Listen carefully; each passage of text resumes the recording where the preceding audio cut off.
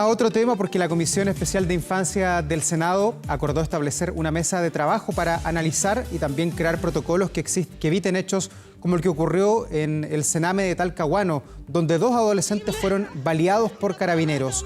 Para hablar sobre este tema, ya estamos en contacto con la senadora de Renovación Nacional, Marcela Sabat, integrante de la Comisión Especial de la Infancia. ¿Cómo está, senadora? Muy buenos días. Hola, David, buenos días. Bueno, lo primero es cuál es la reflexión que se puede hacer respecto a lo que ocurrió ahí en Talcahuano y que también fue tratado profusamente en la primera sesión de la mesa. Sí, bueno, decir primero que todo que es un hecho gravísimo, muy lamentable, que se suma a muchos de los hechos que lamentablemente hoy día marcan el Sename que está terminando. Podemos decir que está terminando. Aprobamos hace algunas semanas en el Senado ya finalmente el proyecto que establece el término del Sename y comienza el Servicio de Protección de la Niñez, y eso claramente marca una nueva etapa, y esperamos que también un nuevo trato con la infancia. Los hechos que se enmarcan en este hogar de Carlos Macera en Talcahuano definitivamente no pueden repetirse, y en la Comisión Nacional de Infancia lo establecimos así, 94 medidas que le hicimos en forma transversal, y se habló de los protocolos. El viernes pasado también en la sesión de Comisión de Infancia del Senado escuchamos también al Ministro del Interior, escuchamos al Ministro de Justicia, a la misma directora del hogar, y se establece que efectivamente aquí hay un error de procedimiento que no debería haber ocurrido nunca, y que los protocolos existen efectivamente, pero que son muy distintos a lo ocurrido en este hogar la semana pasada. Durante la primera sesión de la comisión planteaba la defensora de la niñez que había acá una oportunidad que se puede desarrollar con acciones concretas en la mesa de trabajo que entiendo va a continuar en el día de hoy. Sí, nosotros creemos que es muy importante que esta comisión no se quede los anuncios, que sea una mesa con resultados concretos respecto a los protocolos que deben ceñirse respetando los derechos fundamentales, los derechos humanos de nuestros niños, niñas y adolescentes que están amparados bajo la protección del Estado. Está enmarcado en esto, y ahí son varios puntos que yo creo que hay que priorizar, muy indistinto a los protocolos, Davor, que yo creo que son fundamentales respecto a lo que establece la defensora de la niñez. Creo que también es importante que se vea qué es lo que falló, y aquí en el sistema lo que falló, y es lo que ha fallado durante todos estos años, principalmente la salud mental, el cómo desde salud también se priorizan los recursos, y se ha anunciado un aumento en el presupuesto de salud para aquello, que es muy importante también decirlo, porque finalmente quienes fallan son quienes no pueden contener a los niños, a las niñas y a los adolescentes que están en el sistema. Y bajo esa no contención es que aparecen estas situaciones completamente fuera de lugar, donde no tiene por qué haber un carabinero llamado a contener a un adolescente en una situación que está en descompensación o que está sufriendo algún problema. Yo creo que ese punto es muy importante. Y luego, lógicamente, los protocolos, porque en los protocolos que hoy día existen, en los que están actualmente vigentes, en ningún caso aparece la posibilidad de que un carabinero vaya a contener a un adolescente que está sufriendo un problema de salud mental. En los protocolos actuales se permite que carabineros acompañen el traslado de una ambulancia, por ejemplo, o como se haga, de un niño, una niña o un adolescente a un centro de salud. Por lo tanto, son situaciones muy distintas, y yo creo que aquí también hay que relevar ciertas situaciones que tienen que ver con capacitaciones a los carabineros, con respecto al trato, lógicamente, pero esto es marcado en esta Comisión Nacional que se va a encargar de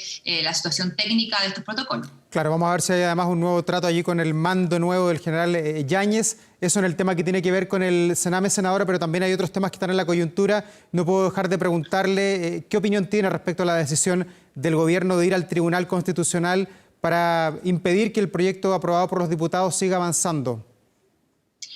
Mire, es una prerrogativa clara que tiene el presidente de la República respecto de acudir al Tribunal Constitucional bajo ciertos proyectos de ley que a su entender hoy día están tomando un camino alternativo al que debería tomarse respecto de la constitucionalidad o no del proyecto.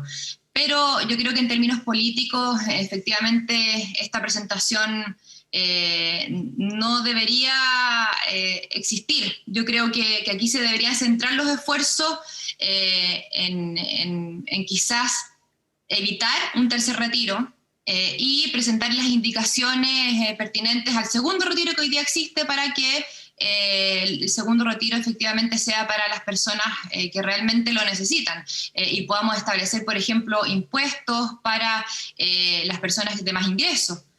Yo creo que debería ir por ahí el camino del gobierno. Entiendo desde su punto de vista, senadora, que usted cree que es un error del presidente Piñera de ir al Tribunal Constitucional. Yo creo que es una prerrogativa que tiene el presidente de la República, pero creo que deberían centrarse los esfuerzos en indicaciones importantes para el proyecto que hoy día existe el segundo retiro, para evitar que las personas que tienen más ingresos puedan, por ejemplo, hacer el segundo retiro sin aplicárseles impuestos, o también creo que es importante que el gobierno centrara esfuerzos en evitar un tercer retiro y no en esta presentación al Tribunal Constitucional. ¿Y se está leyendo bien lo que pasa en la sociedad, cómo está la placa tectónica de nuestro país al poner de alguna manera un impedimento para que este proyecto, que probablemente esta semana iba a ser aprobado en el Senado, ya muchos daban por hecho que iban a tener un nuevo 10% para la Navidad, de alguna manera se trabe con este requerimiento del gobierno? Es que el gobierno al mismo tiempo también ha presentado otro proyecto, por lo tanto yo creo que ellos no quieren impedir un segundo retiro, lo que quieren es que este segundo retiro se haga por una vía constitucional pertinente según lo que ellos han advertido. Ellos creen que el segundo retiro debería existir con una manera acotada, con un proyecto que tenga iniciativa desde el gobierno y no desde el parlamentario. Y es por eso una prerrogativa que están utilizando de ir al Tribunal Constitucional. Ahora, yo creo que quizás esa conversación se debería haber dado con mayor anticipación. Y esta presentación es tardía, me refiero al proyecto que ellos han presentado, y quizás se debería haber hecho con anterioridad. Por eso creo que hoy día los esfuerzos deberían estar puestos en situaciones del proyecto de ley que ya se está tramitando para que sea más acotado y que efectivamente no exista un incentivo para que haya una presentación de un proyecto de ley de un tercer retiro. Yo creo que quizás en términos ya más formales y más de lo que tiene que ver con la presentación al tribunal debería haberse pensado de otra manera, porque también se presenta otro proyecto, pero se hace de forma tardía. Senadora, y en este y en otros temas, los escaños reservados y otros temas que se discuten, también el presupuesto ahí en el Congreso, ¿hay espacio para el diálogo? Hoy día están muy cortadas las relaciones, no hay puentes entre oposición y gobierno. Mire, nosotros estamos tratando de que ese sea el camino del diálogo, el camino del entendimiento. Lo que pasó, por ejemplo, con escaños reservados, hubo dos propuestas muy claras. Un sector, el sector de Chile Vamos, presenta una propuesta muy clara con escaños reservados de 15 números para establecerlos dentro de los 155 constituyentes ya existentes. La izquierda, de alguna u otra manera, ha presentado otra propuesta que también es válida, pero que suma 25, 24 constituyentes más a los 155 que hoy día existen. Por lo tanto, al momento de votar la propuesta, ninguno de los dos puede entender el quórum necesario, puede alcanzar el quórum necesario y lamentablemente no se llega a un acuerdo anterior. Y yo creo que en la comisión mixta que viene ahora ese acuerdo debe lograrse porque es necesario, porque es importante que en esta convención constituyente los pueblos originarios estén bien representados. Y para eso necesitamos un acuerdo. Y yo creo que va a haber, están los caminos para aquello. Pero tiene que ser lógicamente con los que de alguna otra manera han demostrado que están en el camino de respetar los acuerdos también. Y eso lo hemos visto con ejemplos que se han establecido en las últimas semanas respecto de proyectos que han presentado que quieren romper la base de los acuerdos que comenzaron el 15 de noviembre y que de alguna otra manera son validados por la ciudadanía en el plebiscito del 25 de octubre. Nosotros esperamos que a los acuerdos políticos que lleguemos sea siempre respetando los acuerdos previos, los acuerdos políticos que alcanzamos el 15 de noviembre y que están enmarcados en esta gran votación histórica que se logró el 25 de octubre por medio del plebiscito. Pero respecto a los escaños reservados, senadora, ¿usted está de acuerdo en que haya 15 escaños reservados para pueblos originarios y que se voten de manera universal de Arica a Punta Arenas o que solamente estén acotados a algunos distritos? Yo creo que eso es parte de la conversación y de parte del acuerdo al que tenemos que llegar.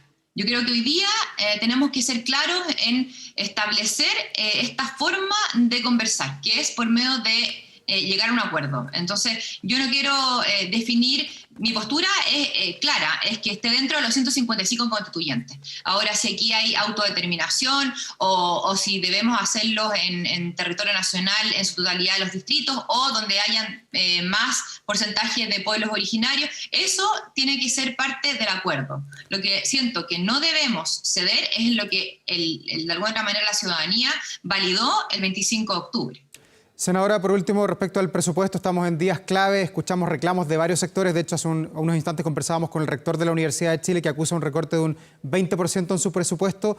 ¿Hay también espacio para negociar y sobre todo para escuchar a aquellos que reclaman, que piden mantener sus presupuestos, no incrementarlos, sino que mantener lo que tienen? Sí, yo creo que ese debe ser la línea más segura para este presupuesto, un presupuesto distinto, un año importante para el país en términos de lo que se va a destinar desde el erario público para enfrentar no solamente una crisis sanitaria de muchos años, la más importante, sino que también una crisis social que debemos hacer frente los próximos años.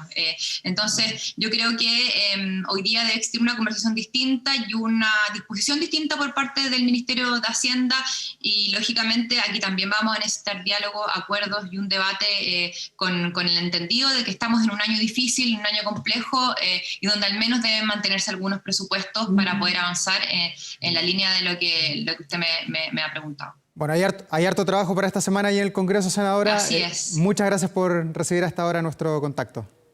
Muchas gracias a ti, Davor, que estés muy bien. Chao, buen día. Buenos días. Y vamos a otro tema porque este domingo se cumplieron ya 15 años desde que la canciller Angela Merkel asumió el poder en Alemania, un país que ahora enfrenta su segunda ola de contagios por COVID-19 y que ha tenido que aumentar sus restricciones a pesar de la negativa de los ciudadanos.